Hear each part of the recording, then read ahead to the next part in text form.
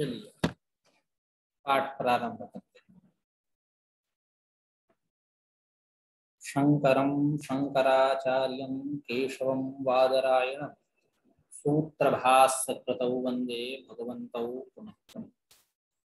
गंगातरङ्गरमणीयजटाकलापं गौरी निरन्तरविभूषितवामभागं नारायणप्रियमनङ्गमदापहारं वाराणसीपुरपतिं। आप सभी प्रतिभागियों का इस उत्कर्ष नामक शास्त्राध्ययन उपक्रम में हार्दिक स्वागत एवं अभिनंदन। जैसा कि कविकुल गुरु कालिदास संस्कृत विश्वविद्यालय के भारतीय दर्शन विभाग के द्वारा प्रतिवर्ष एक नए उपक्रम का आयोजन किया जाता है जो उत्कर्ष नामक है, जिसके अंतर्गत संपूर्ण विश्वविद्यालय के प्राध्यापक अपने इच्छानुसार किसी न किसी ग्रंथ को अधिकृत करके अध्यापन कार्य करते हैं। जैसा कि हम लोगों ने इस उत्कर्ष नामक शास्त्राध्ययनोपक्रम के अंतर्गत संपूर्ण सांख्य तत्व कौमुदी, संपूर्ण वेदांत परिभाषा, ब्रह्मसूत्र चतुस्सूत्री शांकर भाष्य और ब्रह्मसूत्र चतुस्सूत्री अध्यास भाष्य भामती सहित हम लोगों ने अध्ययन किया। आज पुनः एक नवीन ग्रंथ के साथ उपस्थित हुए हैं। वो ग्रंथ है पंचदशी। यत्किंचित पंचदशी के विषय में चर्चा करते हैं, उसके बाद आगे का पाठ प्रारंभ करेंगे। यहाँ यूं है ग्रंथ आरंभ करेंगे। तो पंचदशी यह जो ग्रंथ है यह विद्यारण्य स्वामी के द्वारा विरचित है और इसमें 15 अध्याय, जैसा कि नाम इस ग्रंथ का जो नामकरण किया गया उस नामकरण से ही पता चलता है कि नामकरण से ही पता चलता है इसमें 15 अध्याय है। समास करते हैं पहले तो स्पष्ट हो जाएगा। यहाँ विप्रतिपत्ति रहती है कि कौन सा समास है, द्वंद्व समास है, द्विगु समास है कि कोई दूसरा समास है। यदि हम द्विगु समास करें पंचदशी शब्द में निप प्रत्यय द्विगोष्ठ से करने के लिए, स्त्रीलिंग बनाने के लिए, तो समस्या ये आएगी जैसे पंचमूली शब्द है, पंचानम मूलानम समाहारा। उसी प्रकार जो 5 है वो मूल है, जो मूल है वो 5 है। यदि ऐसा हम समास करें तो पंचदशी में विप्रतिपत्ति हो सकती है, दोष आ सकता है। क्या जो 5 है वो 10 है और जो 10 है वो 5 है। ऐसा करेंगे तो 50 अर्थ निकलेगा, 15 अर्थ नहीं निकलेगा। इसलिए द्विगु समास नहीं है क्या? कौन सा समास है? तो पंचच दश्च इति पंचदश हम द्वंद्व समास करेंगे और पंचदश स्तोमः इति पंचदशी। स्तोमे डड वक्तव्य एक वार्तिक है। स्तोमे डड वक्तव्य, स्तोम अर्थ में डट प्रत्यय होता है। जब डट प्रत्यय करेंगे टिट हो जाएगा और टित्वात क्या हो जाएगा? निप प्रत्यय की उपपत्ति हो जाएगी। आप निप प्रत्यय करने के लिए द्विगु समास दिखा रहे थे और ये आपकी मनीषा थी कि द्विगोष्ठ से हम निप प्रत्यय करके पंचदशी बनाएंगे, अन्य केन प्रकारेण इसकी रूप सिद्धि नहीं हो पाएगी। तो ऐसा नहीं कह सकते। पंचच दश्च इति पंचदश, पंचदश स्तोमः इति पंचदशी। स्तोमे डड वक्तव्य ऐसा। तो इसमें 15 अध्याय। तो अब वो जो विप्रतिपत्ति रही, वो जो पूर्व पक्ष रहा, वो जो प्रश्न शंका रही, वो नहीं है कि जो 5 है वो 10 है, जो 10 है वो 5 है। ऐसा करने पर जो 50 अर्थ का बोध हो रहा था, जो हमारा अभिप्सित अर्थ है 15, यह अर्थ विकसित है क्योंकि इसमें 15 ही प्रकरण है। वो जो अर्थ नहीं आ रहा था वो इस निर्वचन से आ जाएगा। पंचच दश्च पंचदश, पंचदश स्तोम इति पंचदशी। यदि हम पूरे प्रकरणों को, इन 15 प्रकरणों को हम विभक्त करें एक समूह में, इनकी 3 टोली बनाई जा सकती है। एक विवेक की टोली, एक दीप की टोली और एक आनंद की टोली। ठीक है? यानी 5 प्रकरण विवेक से संबंधित हैं, 5 प्रकरण दीप से संबंधित है और 5 प्रकरण आनंद से संबंधित है। जैसे तत्व विवेक प्रकरणम, पंचभूत विवेक प्रकरणम, पंचकोश विवेक प्रकरणम, द्वैत विवेक प्रकरणम, महावाक्य विवेक प्रकरणम, ये विवेक की टोली है। दीप की टोली चित्र दीप प्रकरणम, तृप्ति दीप प्रकरणम, कूटस्थ दीप प्रकरणम, ध्यान दीप प्रकरणम, नाटक दीप प्रकरणम। आनंद की टोली कैसी है? ब्रह्मानंदे योगानंद प्रकरणम, ब्रह्मानंदे आत्मानंद प्रकरणम, ब्रह्मानंदे अद्वैतानंद प्रकरणम, ब्रह्मानंदे विद्यानंद प्रकरणम, ब्रह्मानंदे विषयानंद प्रकरणम। इस प्रकार ये 15 प्रकरण हुए जिनको हम 3 टोली में बांट सकते हैं। और इसके ऊपर पंचदशी के ऊपर बहुत सारी कम टीकाएं हैं, यूं कहें ज्यादा टीका उपलब्ध नहीं है। एक संस्कृत की प्रसिद्ध टीका है जो रामकृष्ण के द्वारा विरचित है, पद दीपिका के नाम से। पद दीपिका के नाम से वह श्री राम कृष्ण के द्वारा विरचित संस्कृत टीका है जो अत्यंत प्रामाणिक है, विद्वानों में इसका आदर है। और हिंदी टीकाएं बहुत सारी आपको मिल जाएंगी। आप विविध ग्रंथमालाओं से, जैसे हमारे पास एक यह पुस्तक है कि श्री शिवोहम सागर ग्रंथमाला, ठीक है, वहां से ये प्रकाशित है। संभवतः ये आउट ऑफ प्रिंट है, क्योंकि मैंने लिया था तो जीर्णावस्था में थी, हमको एकदम नई पुस्तक नहीं मिल पाई। शायद अन्य और भी हो। आप एक बार बनारस में जाकर के देख सकते हैं, पता कर सकते हैं, वहां शायद मिल जाए। तो संस्कृत में अत्यंत प्रसिद्ध पद दीपिका नाम से टीका एक रामकृष्ण के द्वारा रचित है। और हिंदी टीकाएं तत्व रंजनी इत्यादि कई सारी टीकाएं हैं, आप देख सकते हैं। तो ये जो पंचदशी है इसका बहुत बड़ा कलेवर है, बहुत बड़ा कलेवर है। यूं कहें वेदांत के जितने प्रमेय हैं सब यहाँ समाहित है। आप प्रकरणों का जो नामकरण किया गया विद्यारण्य मुनि के द्वारा, इसके जो रचयिता हैं, उन प्रकरणों से आप समझ सकते हैं कि वेदांत के कितने प्रमेय यहाँ आए। प्रायः वेदांत के सारे प्रमेय यहाँ संकलित हैं।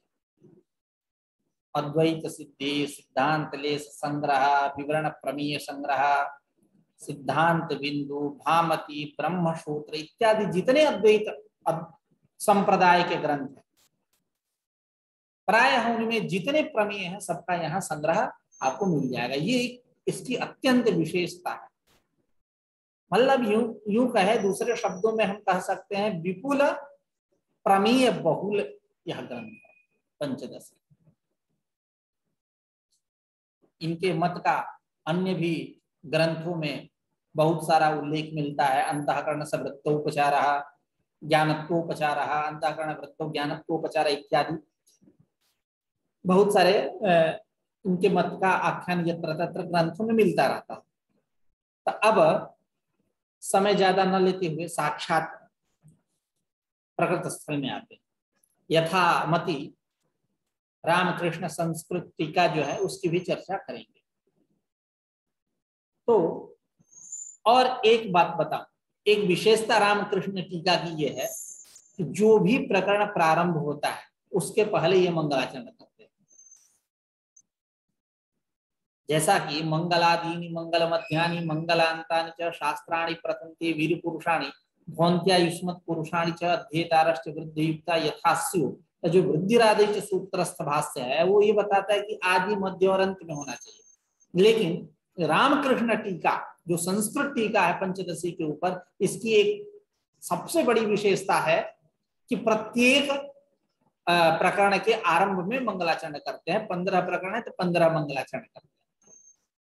जैसे नत्वा श्री भारती तीर्थ विद्यारण्य मुनीश्वर प्रत्यक तत्व विवेक से क्रियते पददीपिका, ऐसा इन्होंने तत्व विवेक प्रकरण में किया मंगलाचरण। उसके बाद जो दूसरा प्रकरण है पंचभूत विवेक प्रकरण, वहां भी इन्होंने किया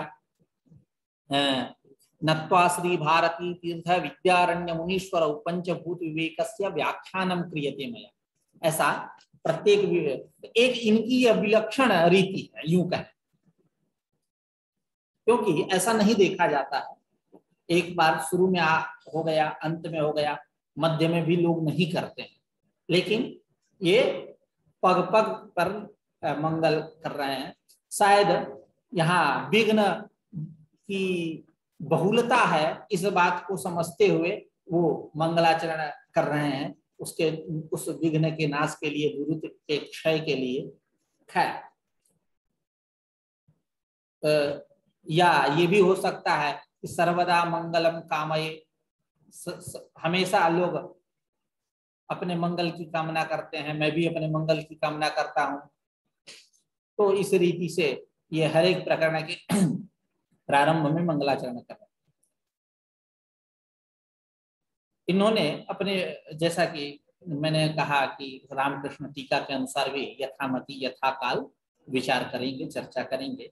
तो सबसे पहले जो इनके द्वारा मंगलाचरण किया गया उस पर ही विचार कर लेते हैं। सामान्य रूप से श्री भारती तीर्थ और विद्यारण्य मुनि, इन दोनों को नमस्कार करके पंचदशी का जो तत्व विवेक प्रकरण है उसके ऊपर पद दीपिका नामनी टीका मया क्रियते। ये कैसा है तत्व विवेक प्रकरण? तो वेदांत का तत्व क्या है? प्रत्यक तत्व। प्रत्यक तत्व विवेक, देखिए प्रत्यक शब्द अन्य जो प्रकरण है उनके मंगलाचरण में नहीं है। प्रत्यक तत्व विवेक, वो आत्मा कैसा है, वो प्रत्येक आत्मा कैसा है, प्रतीपम अंचति, मतलब इन प्रतीपम अंचति विजानाति प्रत्यक, यानी विषयेभ्यः आत्मतत्वम आत्मा अस्ति विषयेभ्यः विपरीतः, आत्मतत्वम अस्ति विपरीतम इति एवं रूपेण जानाति। इस रूप से जो जानने वाला है वही प्रत्यक तत्व है। जीव के लिए भी इसका प्रयोग होता है, ठीक है। प्रत्यगात्मा जीव के लिए भी प्रयोग होता है इसका, क्योंकि वेदांत में जीव और ब्रह्म है। अब ब्रह्म के लिए भी तो प्रयोग होता ही है। वेदांत में जीव और ब्रह्म में कोई भेद नहीं है, जीवो ब्रह्मैव नापरा, ठीक है। तो प्रत्यक तत्व विवेकस्य क्रियते पद दीपिका। श्री भारती तीर्थ और विद्यारण्य मुनि, इन दोनों को नमस्कार करके पंचदशी के ऊपर, पंचदशी का जो पहला प्रकरण तत्व विवेक प्रकरण है जो प्रत्येक तत्व से संबंधित है, उसके ऊपर मैं पद दीपिका नामक टीका करने चल रहा हूं। मया क्रियते, मेरे द्वारा टीका की जा रही है। आप इसको प्रतिवाच्य में भी बना सकते हैं, ऐसा ही कर्मवाच्य में, ठीक है। श्री भारती तीर्थ और विद्यारण्य मुनि, इन दोनों को प्रणाम करके पंचदशी के ऊपर जो 15 टीकाएं हैं उनमें सबसे पहले तत्व विवेक प्रकरण जो प्रत्येक तत्व से संबंधित है उसके ऊपर पद दीपिका नामक टीका करने चल रहा। आगे अब ग्रंथ में प्रवेश करते हैं। नमः श्री शंकरानंद गुरुपादाम्बु जन्मने सविलास महामोह ग्राह ग्रासैक कर्मणे। देखिए, अपने गुरु की वंदना कर रहे हैं ग्रंथकार विद्यारण्य मुनि। क्या? नत्वा श्री शंकरानंद, नमः श्री शंकरानंद गुरुपादाम्बु जन्मने। पहले हम लोग कुछ समास के ऊपर विचार करेंगे, उसके बाद सामान्य रूप से इसका अर्थ समझेंगे। श्री शंकरानंद,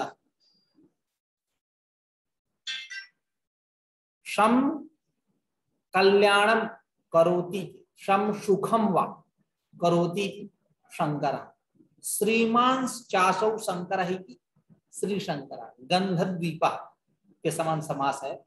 जैसे गंधमान दीपा होता है ना, क्या करते हैं? गंधमान दीपा ही की गंधद्वीपा।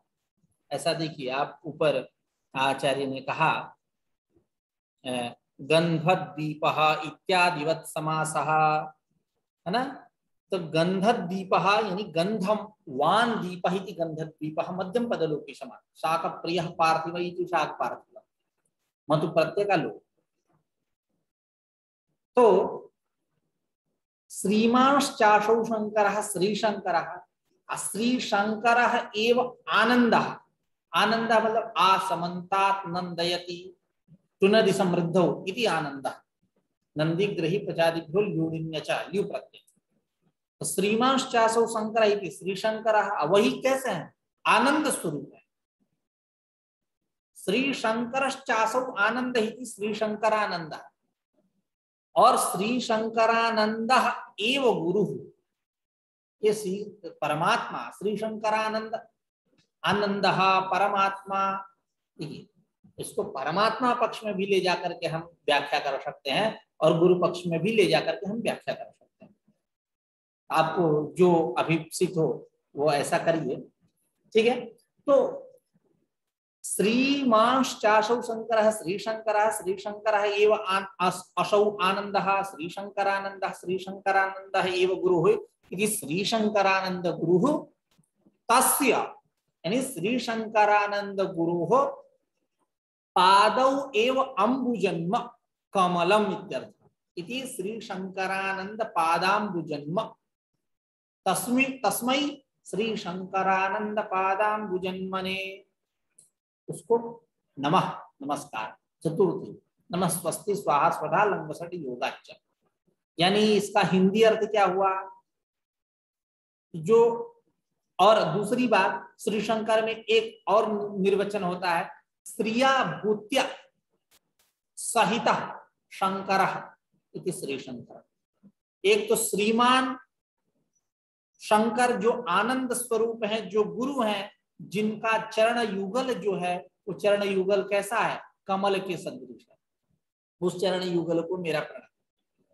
एक ये भूति के सहित श्री के सहित लक्ष्मी के सहित कल्याण करने वाले जो भगवान विष्णु प्रत्यगात्म तत्व उनके पादारविंद जो चरण युगल है कमल के सदृश हैं उनको मेरा नमस्कार। अब इनका जो चरण युगल है आप भगवान श्री शंकर को ले लीजिए या विष्णु को ले लीजिए या गुरु को ले लीजिए जो पक्ष आपको लेना है। इनके चरण युगल की विशेषता क्या है तो इनका चरण युगल साधारण नहीं है उसकी विशेषता बता रहे हैं सविलास महामोहा ग्राह ग्रासयिक कर्मणे ग्राह ग्रासयिक कर्मणे एक कर्म जैसे सविलास विलासेन सहित या विलासेन सहवर्तते सविलास विलासा नाम कार्यवर्ग कार्य समूहों के साथ कौन महामोह यानी मूला ज्ञानम सविलासश्चासौ विलास कार्यवर्ग तेन सह वर्तते सविलासः सविलासश्चासौ महामोह इति सविलास महामोह महामोह मतलब अज्ञान। यह अज्ञान कैसा है तमाम कार्यवर्गों के साथ है तमाम कार्यवर्गों की समष्टि है प्रपंच जिसको हम बोलते हैं। और ये कैसा है ग्राह के समान अत्यंत दुखदाई है अत्यंत दुख देने वाला है पीड़ादायक है मगरमच्छ के समान है। जैसे मगरमच्छ ने क्या किया गज के पैर को पकड़ लिया गज ने क्या किया भगवान विष्णु की आराधना की गज ने भगवान विष्णु प्रकट हुए और उसको मुक्त किया। ये ग्राह जो होते हैं ये उसी प्रकार यह माया में यह संसार है ये क्या करता है पकड़ लेता है व्यक्ति को वासनाओं से मतलब वासना ये जो अज्ञान की वासना है या जो प्रपंच है या जो संसार है माया मोह बंधन इत्यादि जो है विविध नाम वाला जो है नाम रूपात्मक जो है ये व्यक्ति को क्या करता है आक्रांत कर लेता है अपने में एकदम उसी में खाओ पियो मर खप जाओ वाली जिंदगी। तदतिरिक्त हट के परमात्मा तत्व के तरफ जाने के लिए प्रवृत्त नहीं करता अपने में घिसता जाता है। वो जो आपकी पॉजिटिव थिंक है सकारात्मक सोच है या पूर्व जन्म का संस्कार है जो विरक्ति की तरफ आपको वैराग्य की तरफ प्रवृत्त करता है। पूजा पाठ, सात्विक सत्वगुण की प्रधानता है तो आप पूजा पाठ इत्यादि ये सबसे छुटकारा कैसे पाऊं, प्रपंच से कैसे दूर हो, तो आपको वो आपका संस्कार, उसका आपका कर्म इत्यादि आपको प्रवृत्त करता है सत्मार्ग के प्रति। तो इसका स्वरूप एतादृश विलासः कार्यवर्गः तेन सह वर्तते इति सविलासः। ठीक है, सविलासश्चासौ महामोहः इति सविलास महामोहः, सविलास महामोहः एव ग्राहः इति सविलास महामोह ग्राहः। तस्य ग्रसनम ग्रासः, ग्रसनम निराशा, समस्त कार्य वर्गों के साथ यह जो महामोह है ग्राह के समान है, उसका ग्रास करने वाला यानी उसको मतलब निवृत्त करने वाला, दूर करने वाला एक कर्म है। और परमात्मा तत्व की सेवा, गुरुपाद की सेवा, गुरु के चरणारविंद की मैं बंदन अर्चन करूंगा, अर्चना वंदना करेंगे हम, तो शायद ये हमको मुक्ति हो जाएगी। क्योंकि गुरु क्या करता है, अंधकार से प्रकाश की तरफ ले जाता है। कहता है कि अयम प्रपंचः मिथ्या, अयम प्रत्यगात्मा सन्निधि सत्पदार्थ। एतादृश जब ज्ञान करता है तो आपको प्रवृत्ति निवृत्ति का ज्ञान होगा। प्रवृत्ति निवृत्ति मुखेन, विधि निषेध मुखेन आपको तमाम ज्ञान देगा, उस प्रत्यगात्म तत्व का ज्ञान कराएगा। तो ये एतादृश उनका चरण कमल है। उनका चरण कमल कैसा है कि जो समस्त कार्य वर्ग हैं उनके साथ रहने वाला, उन कार्य वर्गों की समष्टि रूप जो मूला ज्ञान, उस मूला ज्ञान का स्वरूप क्या है, तो ग्राह के समान है, मगरमच्छ के समान है। उस अज्ञान मगरमच्छ के समान जो अज्ञान है, उस अज्ञान को दूर करने वाला, नाश करने वाला जो एक कर्म, ऐसा उनका पादांबुज चरण युगल है, उनको मैं नमस्कार करता हूं। नमः श्री शंकरानंद पादांबुजन्मने सविलास महामोह ग्राह ग्रासैक कर्मणे। ठीक है, आगे तत्पादांबुरुहद्वंद्व सेवा निर्मल चेतसाम सुखबोधाय तत्वस्य विवेकोयम विधीयते।